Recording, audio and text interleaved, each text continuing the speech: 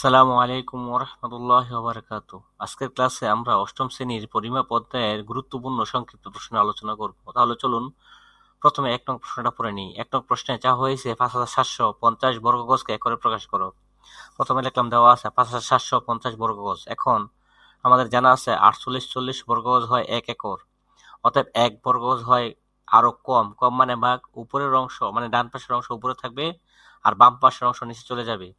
অতএব ৫৭৫০ বর্গ গজ হয় আর বেশি, বেশি মানে গুণ, গুণ করতে হবে উপরের অংশের সাথে, অর্থাৎ একের সাথে ৫৭৫০ গুণ করে ৪৮৪০ দ্বারা ভাগ করলে আমরা আমাদের কাঙ্ক্ষিত আনসার পেয়ে যাব।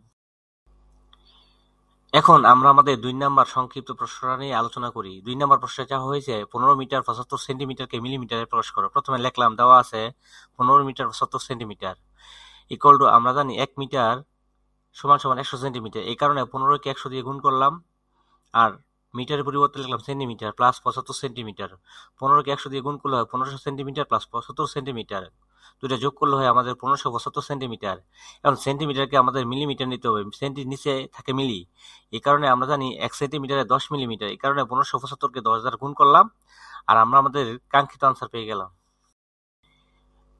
এখন আমরা আমাদের ৩ নাম্বার সংক্ষিপ্ত প্রশ্নটা নিয়ে আলোচনা করি। ৩ নাম্বার প্রশ্নে চাওয়া হয়েছে কোনো একটি বাগানের প্রস্থ ৯০ মিটার, একে গজে প্রকাশ করতে হবে, অর্থাৎ মিটারকে গজ এককে নিতে হবে।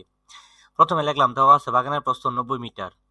এখন আমাদের জানা আছে ১৬.৯১৪৪ মিটারে হয় ১ গজ। অতএব ১ মিটার হবে কম। আর আমরা আগেই জানি কম মানে কি ভাগ, উপরের অংশ ডান পাশের অংশ উপরে থাকবে আর বাম পাশের অংশ নিচে চলে যাবে। অতএব ৯০ মিটার হবে আরো বেশি গজ, বেশি হলে গুণ করতে হবে কোথায়, উপরে। উপরে মানে কত আছে ১, ১ এর সাথে ৯০ গুণ করতে হবে এবং তাকে ০.৯১৪৪ দ্বারা ভাগ করলে আমরা আমাদের কাঙ্ক্ষিত আনসার পেয়ে যাব।